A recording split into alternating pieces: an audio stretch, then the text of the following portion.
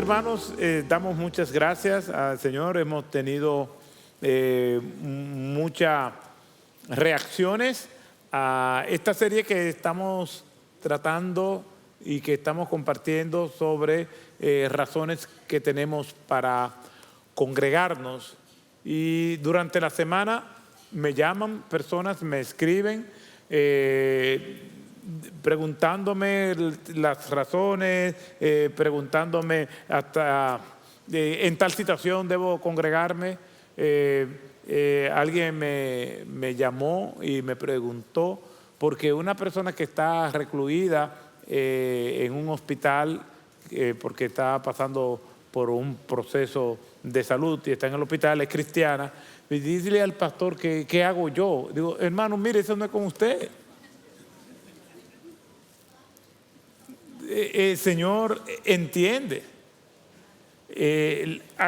Aquí en este texto, cuando se nos exhorta, realmente nosotros no entendemos de manera detallada qué motivó al autor a escribir eso.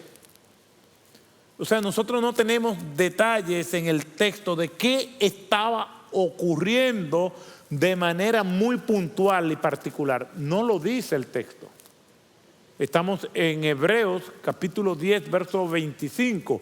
No dejando de congregarnos como algunos tienen por costumbre. No sabemos exactamente. Lo que sí sabemos es el contexto. Había hostilidad contra los cristianos. En ocasiones eran perseguidos, encarcelados, torturados, matados. Las personas no se reunían en templos como nosotros lo tenemos hoy en día. Se reunían en pequeños grupos, en casas. Se reunían en lugares donde ellos podían estar con cierta discreción. En los primeros años del cristianismo o en los primeros siglos del cristianismo, el cristianismo era prohibido. Y hay varias características que tiene la iglesia del Señor en esa época.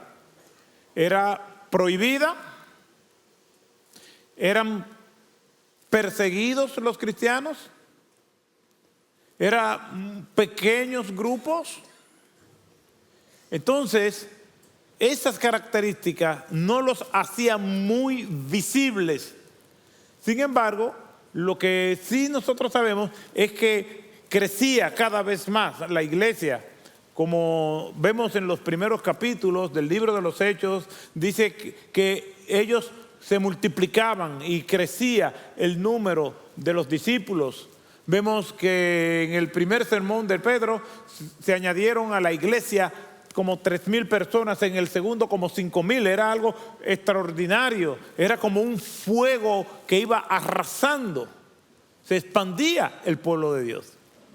Aquí el Señor le escribe por medio del autor anónimo del libro de los Hebreos una carta a estos hermanos que estaban en mayor o en menor proporción sufriendo las embestidas de esas persecuciones. Se identifican 10 grandes persecuciones contra los cristianos. La primera en el año 64 con Nerón. Vino más persecución, se incrementó hasta la última de esas grandes persecuciones en el año 303 con Diocleciano. Entonces, esa intensidad bajaba o subía según era el emperador. Las razones específicas por las cuales el autor de los Hebreos les escribe a ellos no sabemos, pero sí tiene que ver con personas que tenían la posibilidad, aún en medio de esas circunstancias adversas, tenían la posibilidad de congregarse y aún así no lo hacían. Eso sí nosotros sabemos porque está la exhortación. La exhortación tiene que ver con lo que podemos hacer, no con lo que no podemos hacer. Dios nos demanda de lo que nosotros tenemos la posibilidad de obedecer, de ejecutar, no de aquellos que no tengo la posibilidad. Dios me demanda de aquello que Él me ha dado, no de lo que Él me ha dado. Entonces, aquí, como nosotros conocemos al Señor, el Señor nos da un principio general. Y el principio general es que tenemos que congregarnos. Ahora, las particularidades que pueden ser las excepciones, eso tiene que ver con uno y con las circunstancias en las que uno está viviendo. En otras palabras, cuando me pregunta, ¿una persona que es cristiana tiene que congregarse como un acto de obediencia a Dios? Sí. Pero pastores, que hay situaciones, bueno, eso son particularidades. Lo que yo no puedo hacer es de lo particular hacerlo un principio general. Yo no puedo hacer eso. Por eso cuando se está debatiendo de cualquier tema, las personas carentes de argumentos sacan un particular para que eso pueda ser generalizado, y eso no es correcto. Tenemos que ir de un principio general. El principio general es que tenemos que congregarnos, aunque demande en ocasiones un poco de peligro o un poco de sacrificio, porque tenemos que obedecer eso. Ahora, si yo quiero pensar que esto puede ser peligroso, congregarme, hay hermanos que viven en situaciones de peligro, no porque ellos piensan que es peligroso, sino porque es peligroso. ¿Por qué? Porque una lluvia impide que la gente se congregue. La asistencia bajó. No es que está lloviendo, pero vamos a nuestros trabajos, aunque esté lloviendo. Tengo una cita importante. Bueno, es que esa cita es muy importante, pero ¿y qué cita más importante que servir al Señor y glorificar al Señor y ser obediente al Señor? De hecho, la obediencia es la mayor de las bendiciones que un cristiano puede tener. Es decir, se ha vendido la idea que tú tienes que ser obediente para que el Señor te bendiga. Como que hay un trueque.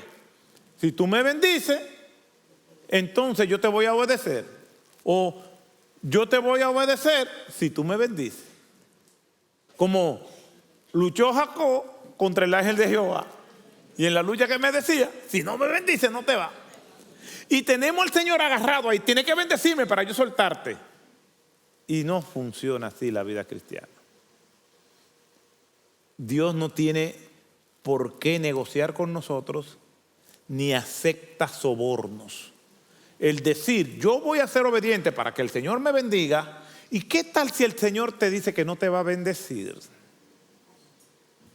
¿Qué tal si el Señor te preguntara, ¿a qué tipo de bendición tú te refieres?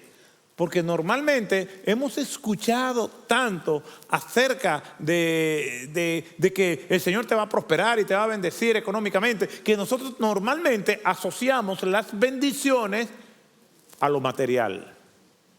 Cuán perdido y desorientado están quienes piensan de esa manera.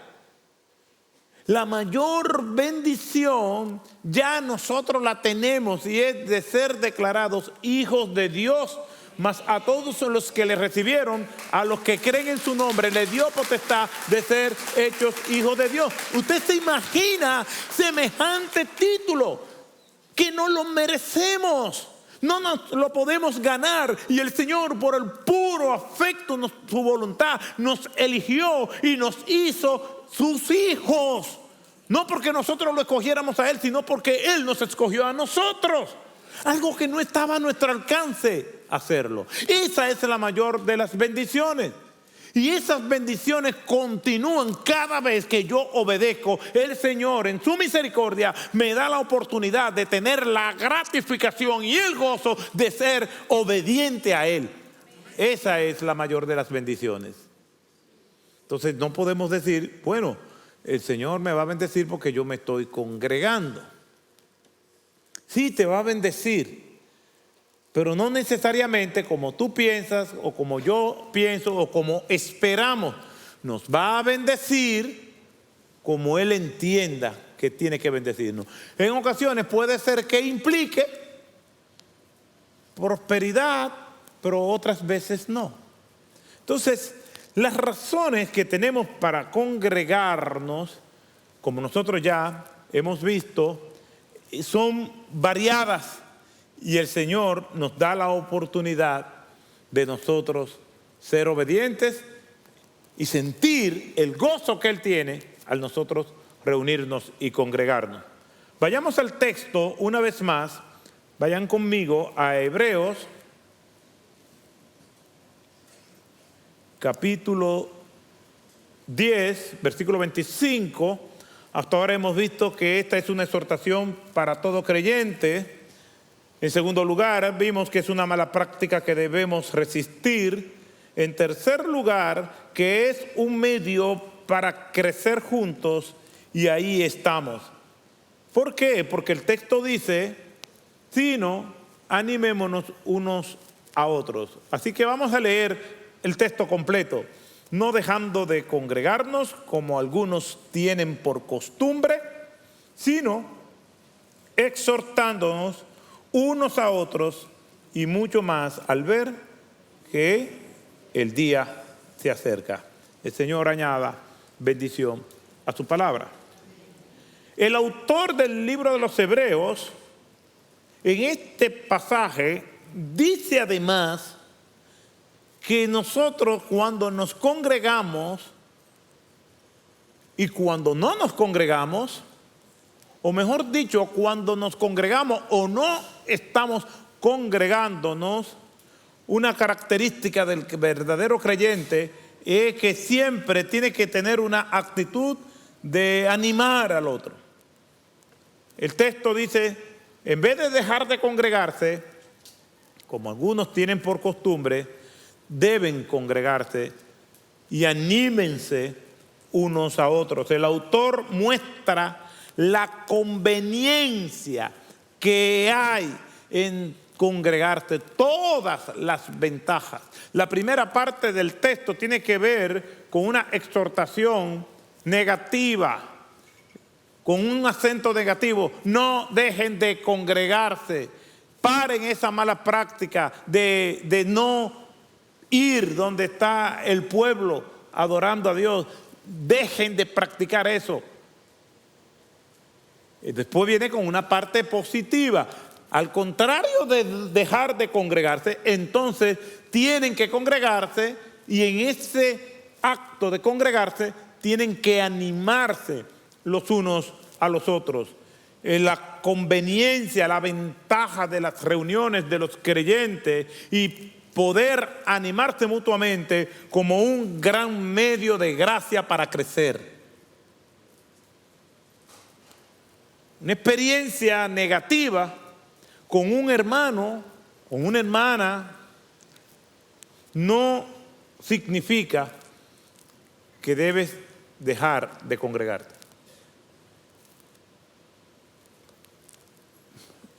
El domingo pasado yo comentaba, y he venido reiterando porque ese es uno de los argumentos más comunes, no que me hicieron tal cosa en la iglesia, no que yo falté y nadie me llamó, no que yo estuve enfermo y nadie me visitó. Claro, es importante que si nosotros estamos pasando por una prueba, el amor de Dios se expresa a través de los creyentes. Nosotros somos como los brazos extendidos de Dios para acudir a abrazar y ayudar a levantar al que está caído. Ahora, el amor mío a Dios no debe depender del amor que me muestre un hermano. Yo debo amar a Dios aunque ese hermano no me esté amando a mí. Ahora, el hecho de que no me llamen o no me acompañaran en un proceso difícil, no quiere decir que esa persona no me amaba. Simplemente no lo hizo por las razones que sean, que son diversas. Pero yo no puedo dejar de congregarme porque me hicieron algo. Porque donde quiera me van a hacer cosas. Si yo no voy a la iglesia porque me hicieron algo, entonces tengo que irme de mi familia, de mi matrimonio, de mi trabajo, de la vida. Ustedes ven cómo le dicen a las personas que mueren: descansen en paz. Claro. Porque ya ahí nadie le va a molestar. Pero no solamente yo debo entender que me hacen a mí, sino que yo también hago. No sería justo decir, no, que a mí me hicieron. No, porque tú también haces. Yo también hago. Yo tengo una capacidad, como ustedes no se imaginan, de ofender a los demás. De que Dios me ayuda, bendito sea su nombre, y yo espero que sea así siempre. Pero yo tengo todo el potencial para hacer sentir mal a todos ustedes, sin excepción de ninguno. A menos que usted esté lleno del Espíritu Santo y ese día usted haya hecho su devocional y recién terminado su devocional, yo le ofendo y usted no me va a tomar eso en cuenta. Gloria a Dios, que así sea siempre. Pero no porque yo no tenga la capacidad de ofender a alguien. Y he ofendido a mucha gente y me he pasado la vida entera pidiéndole perdón a los demás. ¿Por qué? Porque por esa capacidad que tengo. Ni siquiera son cosas que uno planifica, son reacciones. Y por eso tenemos que decirle al Señor que nos ayude y que nosotros podamos estar llenos de Él, para que aun cuando somos provocados, ya fuera en el contexto de la iglesia o fuera de ella, entonces nosotros podamos reaccionar bíblicamente. Ahora, imagínese que le hicieron en esta iglesia y que usted no vuelve. Pues entonces el texto no te dice, tú tienes que estar en la Ivo para siempre. No, el texto no dice eso. El texto dice que no debes dejar de congregarte. Entonces, si la Ivo no te conviene, tienes que congregarte en una iglesia donde tú te sientas bien y donde allí vayas y sirvas al Señor y pueda poner en práctica tus dones y talentos en aquel lugar, pero no tendrás excusa delante de Dios. Entonces, las particularidades no pueden ser llevadas a las generales, sino las generales a las particulares. Personas que están enfermas, personas que tuvieron que trabajar, personas que están en situaciones donde ellos no controlan, digamos, el venir. Una esposa que el esposo le dice que no vaya, un hijo que está bajo la autoridad de sus padres, no puede ir. Todo eso el Señor lo entiende. ¿Qué nos dicen las Escrituras? El que creyere y fuere bautizado, ¿qué dice? Será salvo. Ese es el principio general. Y toda persona que cree en Cristo tiene que bautizarse. Ahora, vamos a los casos particulares. El ladrón en la cruz, ¿te pudo bautizar? Imagínese que Cristo le hubiera dicho, mira, yo estoy dispuesto a salvarte, pero mira ve cómo tú te bautizas ahora rápido. Mira ve. Si tú llegas aquí mojado, yo te salvo. Tienes que bautizar. No le dijo eso. Entonces, eso es un caso particular. Ahora, ese caso particular donde él tenía la imposibilidad de bautizarse no se puede llevar al principio general. Entonces usted no puede tomar las particularidades y hacerlas generales. Cuando el Señor habla a través del autor del libro de los Hebreos que nosotros tenemos que congregarnos, está hablando de todos aquellos que aún a costa de sacrificio, en ocasiones, porque para mí no es un sacrificio venir y congregarme aquí. Yo disfruto desde que me levanto el domingo hasta que llegamos aquí como familia y nos sentamos y nos reencontramos. Eso es una bendición. Ya nosotros sabemos lo que significa no congregarse en los días grises de la pandemia, donde todo el mundo tenía que quedarse recluido en su casa. Una vez más el Señor nos da la posibilidad. Aproveche esos privilegios. No se quede en su casa. Venga y alégrese con lo que decían: a la casa de Jehová iremos y adoremos al Señor, porque al que mucho se le ha dado, más se le va a demandar.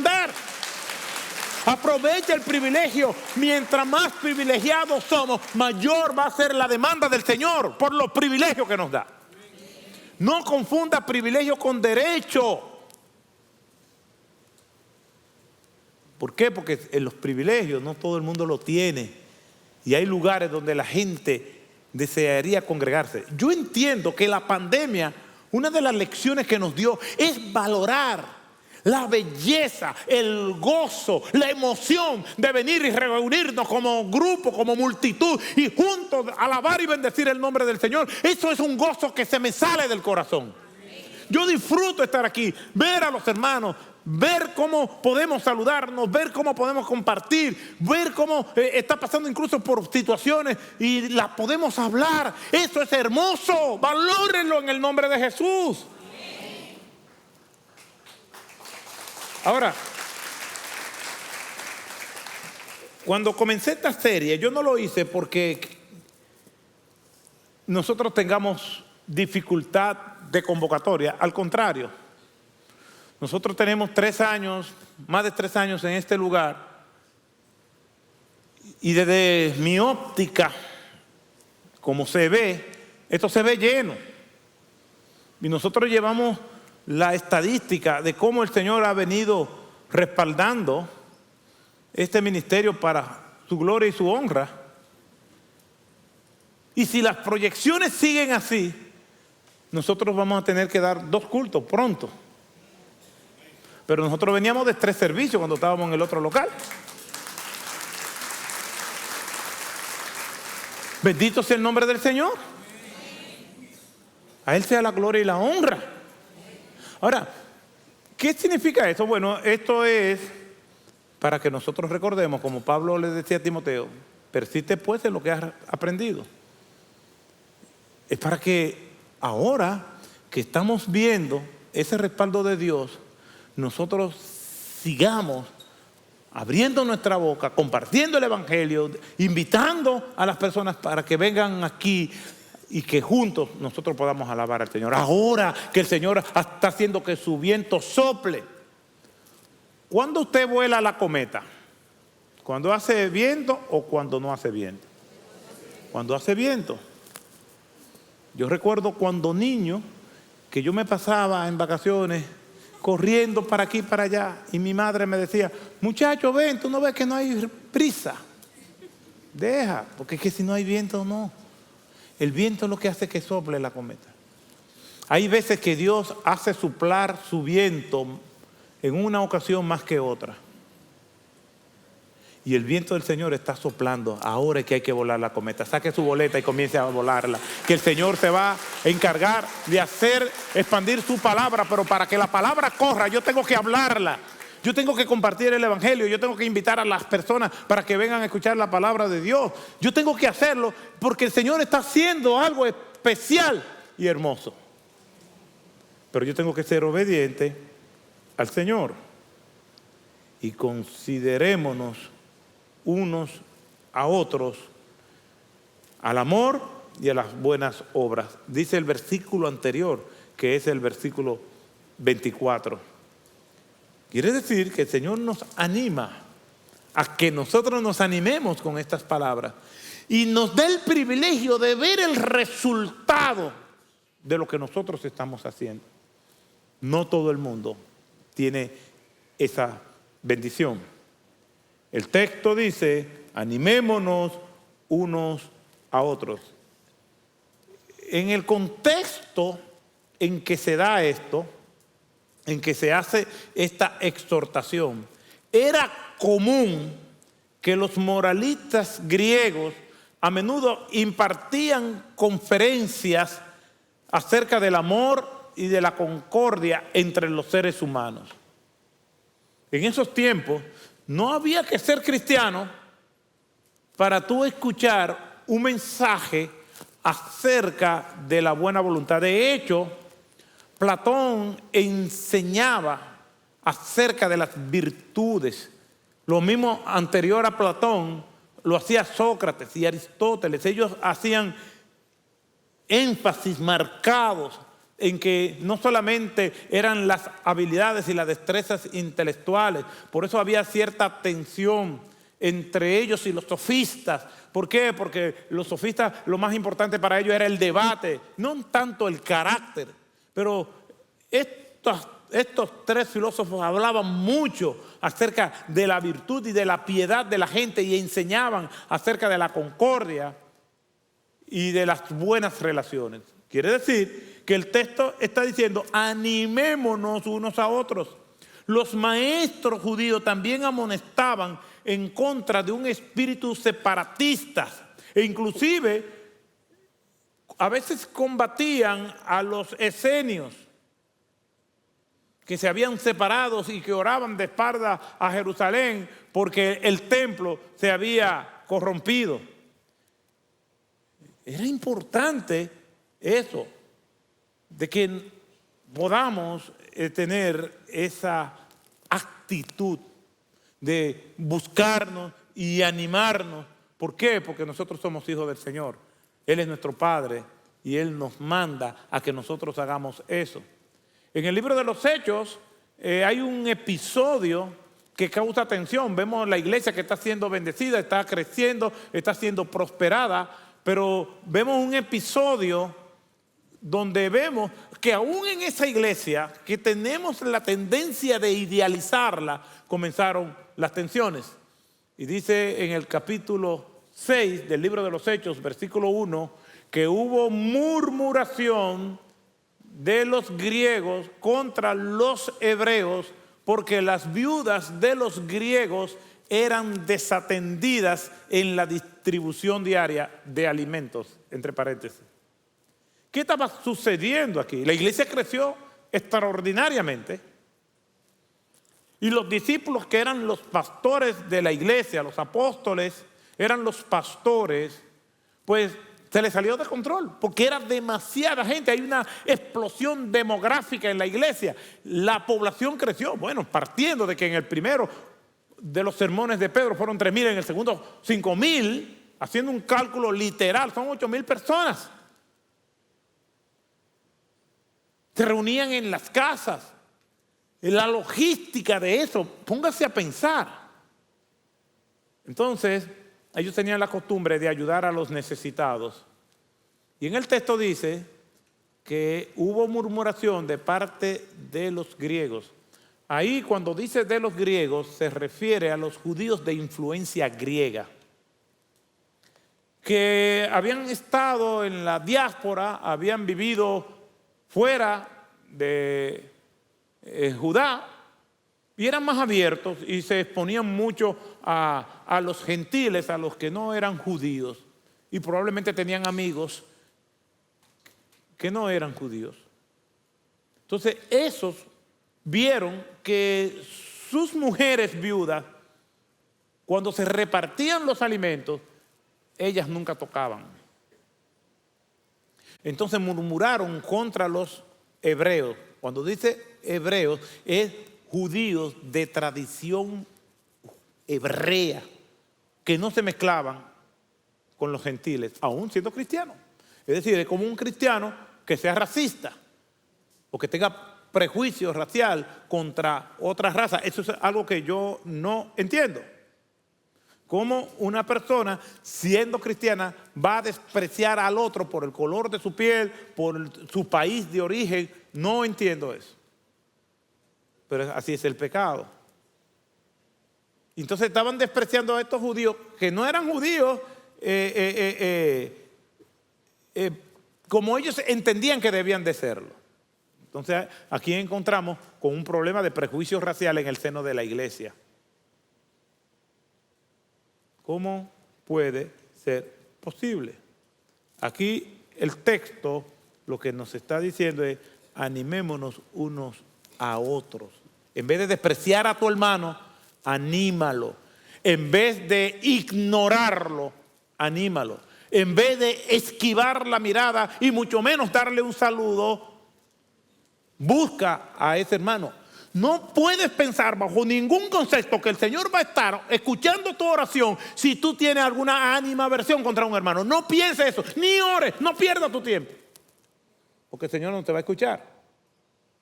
Algo tan sencillo como venir y depositar nuestra ofrenda en el altar. Y si en ese momento, dice la Escritura, me acuerdo que tengo algo contra un hermano, tengo que ir donde ese hermano. Procura, en cuanto dependa de ti, estar en ¿qué? Dice la Escritura. En paz con todos los demás. Y en la Escritura es justa porque dice en cuanto dependa de ti. Porque después de tú haber agotado todo el proceso para estar en paz con alguien y esa persona te sigue rechazando, pues allá esa persona. Pero para yo llegar a esa conclusión, tengo que haber hecho muchos intentos de acuerdo de paz. Con testigos, inclusive que puedan revalidar eso. El texto dice, animémonos unos a otros. El término unos a otros aparece unas 60 veces en todo el Nuevo Testamento. Y la mayor parte de esas menciones en el Nuevo Testamento tiene que ver con las buenas relaciones que nosotros debemos tener. Y aquí están. Hay 13 menciones generales, narraciones que muestran las tensiones entre los cristianos unas 10 veces y unas 37 veces que muestran el amor entre los cristianos. Quiere decir que de todas esas menciones hay como 10 que habla de que ese unos a otros implicaba que había problemas. De hecho, uno de los problemas más comunes en las iglesias, por lo cual Pablo le escribía a ellas, era porque había tensión entre hermanos y pecados en la forma en que se relacionaban. Por ejemplo, el apóstol Pablo le escribe a los corintios y en el capítulo 1 le dice a los santos de la iglesia de Corintios, a los llamados a ser santos, pero en el capítulo 3 le dice carnales, niños en Cristo, porque hay pleitos y divisiones entre ustedes. A los mismos que le llama santos, después le dice inmaduros en la fe. Una epístola tan hermosa que es conocida como la epístola del gozo, aproximadamente más de 15 referencias acerca del gozo, como es la epístola a los filipenses, una buena carta. El apóstol Pablo le dice a dos hermanas, Evodia y Síntique, que sean de un mismo sentir. Incluso la forma en que Pablo habla es porque da a entender que estas mujeres eran líderes que estaban junto con él y que lo ayudaron en la obra del ministerio y ahora tenían pugnas y problemas y desavenencia entre sí. Entonces, esto se da, pero la mayor parte de las menciones que nosotros vemos es que tiene que ver con lo que es el amor y las buenas relaciones entre los creyentes. No seremos iguales. Los hijos son diferentes, los que somos padres sabemos eso, bajo las mismas circunstancias, son diferentes, cada quien tiene sus rasgos que los distinguen. Pero una cosa es personalidad y otra cosa es pecaminosidad. Yo no puedo hacer que el hermano sea como yo, como la hermana sea como yo. Pero sí tenemos que por encima de nuestras personalidades, de nuestras costumbres, nosotros tenemos que saber que el amor de Cristo ha sido derramado en nuestros corazones y que tengo que amar incluso al enemigo. Y mi hermano no es mi enemigo, es mi hermano unido por la sangre de Cristo. Entonces, mi hermano, la Escritura dice, animémonos, no critiquémonos, no murmurémonos. Que no haya esa tensión, que hay personas que están en un grupo y tienen miedo de irse.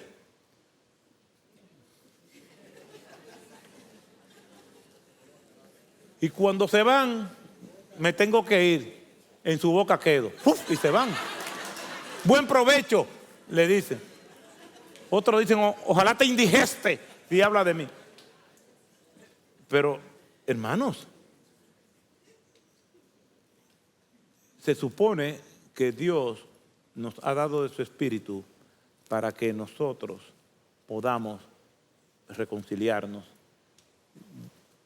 que Dios estaba reconciliando consigo al mundo, no tomándole en cuenta a los hombres sus pecados, y nos dio a nosotros la palabra de la reconciliación.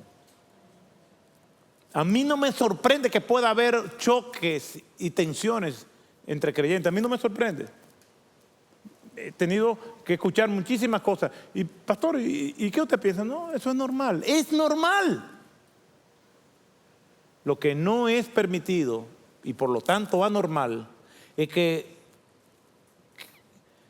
convivamos sabiendo que hay temas no resueltos. Me ha tocado ir no sé a cuántos funerales.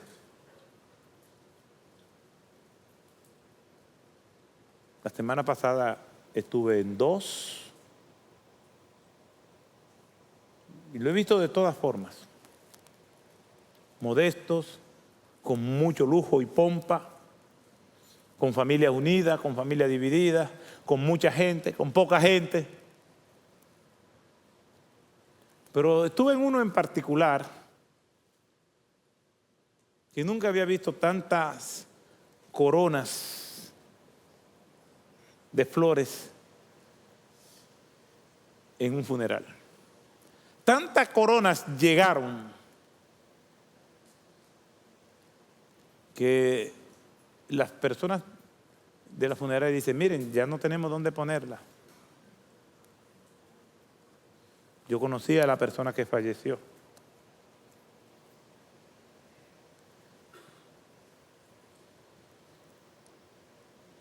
Y ahí en la funeraria había tensión. Porque las coronas de unos parientes no dejaba ver las coronas del otro pariente. Ahí mismo. Y coronas llegaban. Y aquello estaba en punto de ebullición.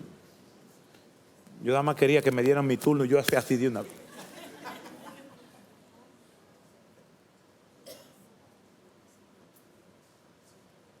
Y yo conocí a algunos. Lo que me vino a la mente es, ¿para quién son esas coronas?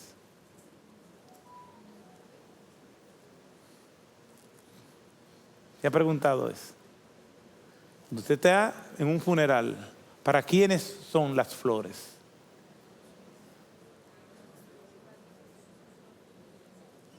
¿Para quiénes son?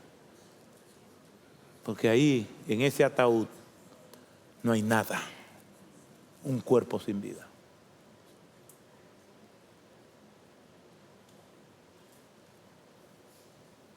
Todo lo que vayamos a resolver, tenemos que resolverlo ahora en vida. Ni los girasoles de Van Gogh serán suficientes para poder satisfacer una necesidad que debió satisfacerse mientras el que ya no está, estaba vivo. Las flores se dan en vida. El cariño se da en vida. El amor se da en vida. El tiempo se da en vida. Las atenciones se dan en vida. Y yo puedo entender que alguien me diga, sí, lo que pasa es que esta persona es difícil. Sí, lo entiendo. Te agradezco tu honestidad. Es difícil, pero por encima de lo difícil está el amor a Cristo. No te pelees, ni provoque tensión, ni sea agente de disociación entre tu familia de origen, entre tus parientes, entre los hermanos de la iglesia. Dile que no a eso es del diablo.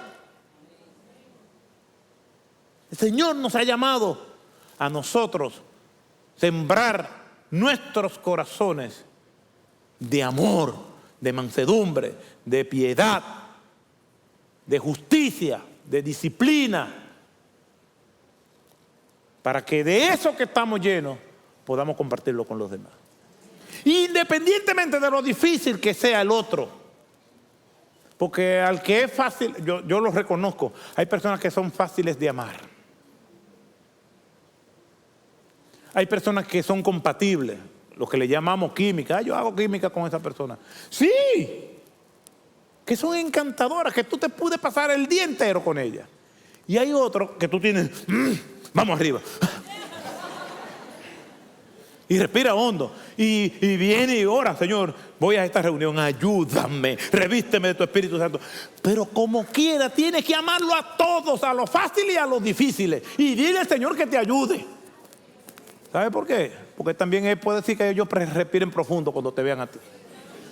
Decía Billy Graham, cuando llegues al cielo, no te sorprendas de ver rostros que tú no esperabas ver.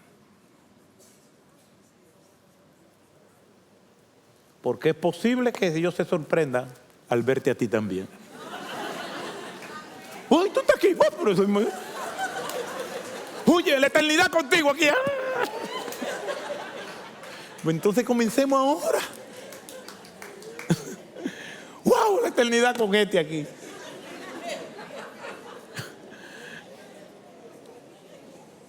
Si usted se imagina que usted es compatible con alguien, imagíneselo por la eternidad. Por los siglos de los siglos de los siglos de los siglos. Entonces, hermano, animémonos con estas palabras. Asígnese la tarea. Voy a llamar a fulano en esta semana. Asígnese esa tarea. Voy a buscarlo. Si necesita ayuda, aquí estoy. Pero haga eso. No habrá coronas, no habrá regalos, no habrá menciones, no habrá homenajes, no habrá elogios que valga. Es ahora. Entonces, no tenga deudas. Salga de esa deuda. Ya. Cierre sus ojos, vamos a orar.